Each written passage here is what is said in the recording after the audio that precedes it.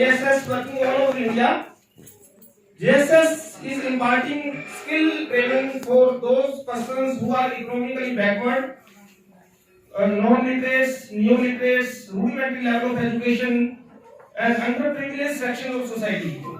They are imparting skill trainings to SC, ST, migrant laborers, and all economically weaker sections. And it is conducted through a network of trainers. Trainings are conducted through a network of trainers working in different trades. Our most popular trades in district Sirsa are tailoring, beauty culture and healthcare, computer applications, embroidery, and some other trades like electrician, plumber, etc. So Jan Shikshan Sansthaans are online adopt online process. There is a portal by Government of India in which admission is done online through online mode, and certification is also issued through online mode. So it is a district level agency to impart skill development training in district, and our trainers are well trained. They are ITI diploma holders, they are PMKY diploma holders, and most of the teachers are experienced. They create a batch of 20 students, and teaching learning material is provided by our office. There are 3 program functionaries who monitor the trainings, provide them physical assets and teaching learning materials at their doorstep. In this way, there is no restriction of timing also. Students can choose any time according to their convenience. It is not a formal education. We have to come to school, we have to adopt a particular time. Any time of 2 hours can be taken by the students.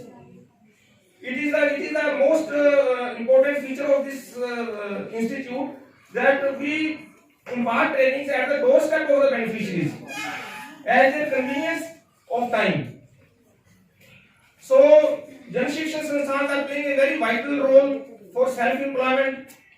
There are thousands of our success stories. We have such a record of success stories who are self-employed, earning rupees 10,000 to 20,000 by setting up their tailoring centers, beautician centers, parlors, and others. So, as per my opinion, as per some people's opinion, it is the most important institutes which are imparting skilled education, and they are also contributing towards the national development.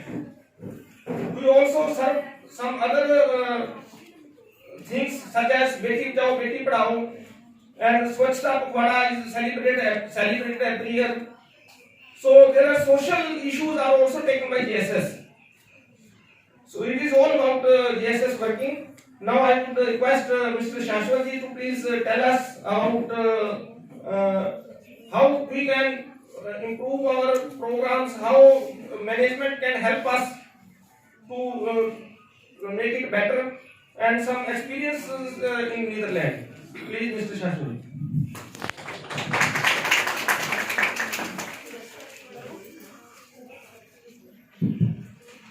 नमस्कार। जैसे धर्मपाल जी ने बताया, मैं थोड़ा time से तो मेरा यहाँ पे आज समय मेरा कम है, बट मेरे को बहुत खुशी है यहाँ पे आप लोगों के साथ बैठ के धर्मपाल जी ने बुलाया। मेरा पापा के थ्रू मेरे को JSS की नॉलेज हुई थी। वो काफ़ी सालों से जुड़े हुए थे, और कुछ 7-8 साल पहले जब मैं कॉलेज में पढ़ रहा था, तब मेरा भी JSS के साथ जुड़ने का था। बस कोई छुट्टी का वो नहीं बैठ पाया कि मैं भी ट्रेनर बन पाऊँ, नहीं तो मेरा बहुत मन था JSS के साथ जुड़ने का। क्योंकि JSS का जो विजन है, जैसे धर्मपाल जी ने बताया कि ये गाँव और अलग अलग इलाकों में जाके आपके घरों में जाके ट्रेनिंग देते हैं, वो इतने बड़े देश के लिए बहुत ज़्यादा महत्वपूर्ण है कि हम उसका एक ये जो साधन का बेनिफिट दिया जाए दूसरे को, कि आप अगर किसी को शहर आने में दिक्कत है, किसी के गांव में पाठशाला नहीं है या कोई अच्छा स्कूल नहीं है या एजुकेशन पाने के लिए उसके पास अपॉर्चुनिटी नहीं है, तो ऐसी स्किल डेवलपमेंट वाले एजेंसीज वहाँ जाके अपने आप को अवेलेबल करते हैं कि लोगों को ऐसा ना लगे कि उनके अगर गांव में दिक्कतें हैं तो वो आगे नहीं बढ़ सकते। तो तो उसलिए तो JSS के लिए मेरे अंदर से 10 साल से बहुत ज़्यादा रिस्पेक्ट है और मैं काफ़ी खुश हूँ कि आप लोगों ने मुझे यहाँ बुलाया।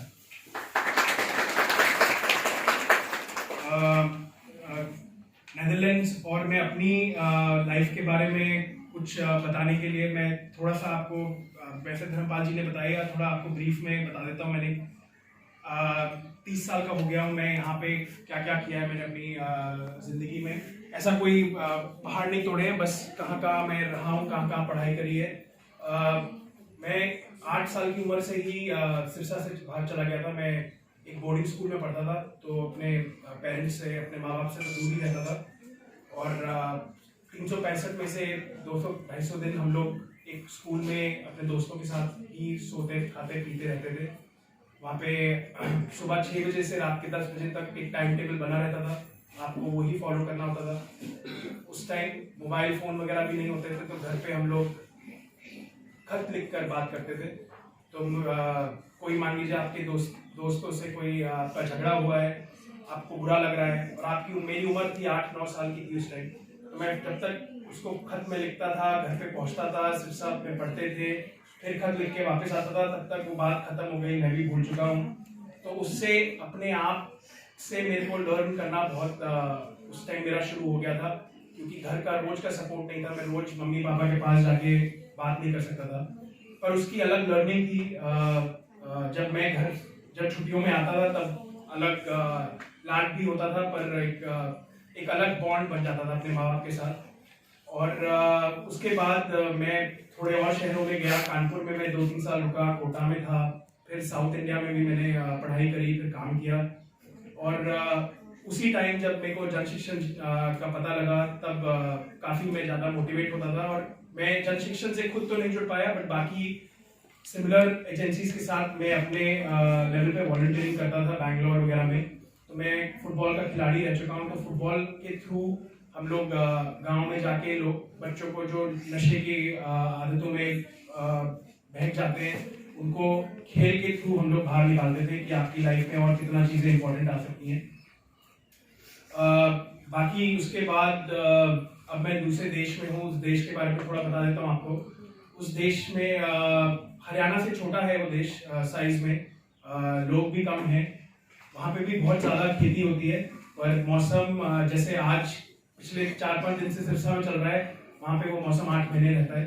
धूप आप घंटों में गिन सकते हैं कितने महीनों में कितनी धूप आती है, पर तब भी खेती बहुत ज़्यादा होती है, क्योंकि वहाँ पे गवर्नमेंट ने और लोगों ने बहुत मेहनत कर करके ऐसा प्रोटेक्टेड ग्लास हाउसेस, मतलब अगर आपका टेम्परेचर अच्छा नहीं है तो उसको बंद घर के अंदर वो लोग खेती कर करके उन्होंने इतना आलू, प्याज और सब्जियां उगाते हैं कि वो लोग अब एक्सपोर्ट करने लग गए हैं। आप सोचिए, हरियाणा जैसा छोटा सा स्टेट है और पूरे वर्ल्ड का एक्सपोर्टर बन गया वो। तो वहाँ से मेरे को ये प्रेरणा जरूर मिलती है कि क्षमता हर जने के अंदर होती है सब कुछ करने की। मन लगाना तो पड़ता ही है और आपको हार्डवर्क करना पड़ता है। तो मैं उस चीज़ की इंस्पिरेशन लेता हूँ काफ़ी, और वहाँ पे मैं यही सीखने गया हूँ अभी 3-4 साल की मैं अपना सोचने का नज़रिया थोड़ा और कैसे बदल सकूँ, और फिर वो चीज़ को लेके वापस सिरसा हरियाणा में आऊँ और कैसे और लोगों की ज़िंदगी में वो बदलाव लाने की मैं कोशिश कर सकूँ।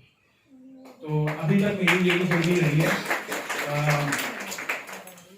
मैं बस 2-4 मिनट के लिए आपसे, अगर आपके दिमाग में कोई भी क्वेश्चन है तो आप मेरे से प्लीज़ पूछिए। मेरे को भी बड़ा अच्छा लगेगा कोई भी बात बताने के लिए या आपके प्रश्न सुनने के लिए, अगर कुछ भी है तो। नहीं तो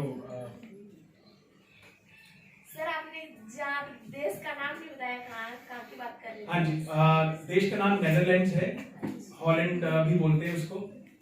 ये इंग्लैंड के बहुत करीब है, और आप सी लेवल समझते, जैसे पानी का जो लेवल होता है उससे नीचे है।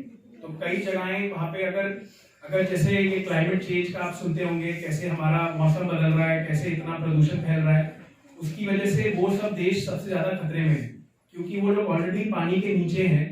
थोड़ा सा भी पानी बढ़ेगा तो वहाँ पे बाढ़ आएगी और रहना मुश्किल हो जाएगा।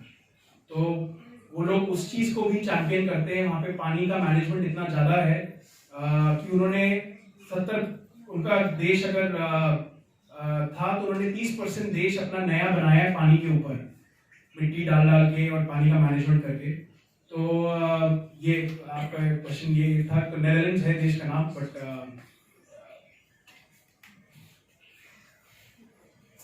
सर क्या वहाँ पर भी वोकेशनल एजुकेशन है, इस टाइप के सेंटर्स वगैरह?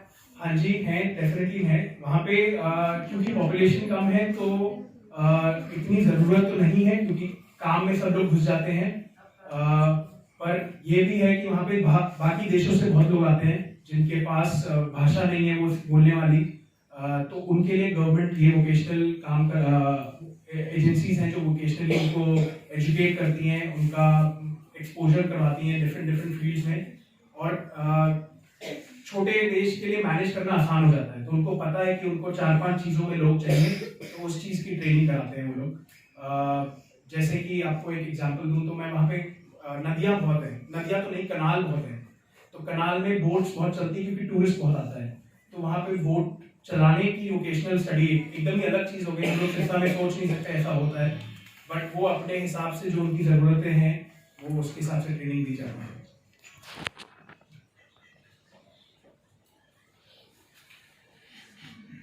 कोई और प्रश्न? ठीक है जी,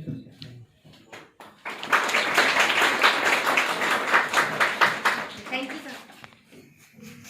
तो ये नीदरलैंड्स के बारे में जो है कि थोड़ा बहुत मैंने भी यूट्यूब पे देखा है, तो उसमें ये वहाँ पर साइकिलिंग का जो है बहुत क्रेज है। हर आदमी 2-3 प्रकार के साइकिल रखता है, और यही है कि वहाँ की फिटनेस जो है बहुत ज्यादा है। मतलब कि ये सारी इंफॉर्मेशन मैंने तो यूट्यूब से ली हुई है। तो ये जो है कि अब जैसे वहाँ पे एक हरियाणा के साइज का जो देश है उसमें इतनी डेवलपमेंट अपने शाश्वत जी ने बताई है, तो हमें भी जो है अपने देश को बेटर बनाने के लिए वहाँ से इंस्पिरेशन लेनी चाहिए। जैसे छोटे छोटे देश इतने तरक्की कर रहे हैं, तो जैसे हम भी जो है कि इस प्रकार का जो है मॉडल हमें भी डेवलप करना चाहिए कि लोगों को मैक्सिमम एम्प्लॉयमेंट मिले और यहाँ पे समृद्धि आए।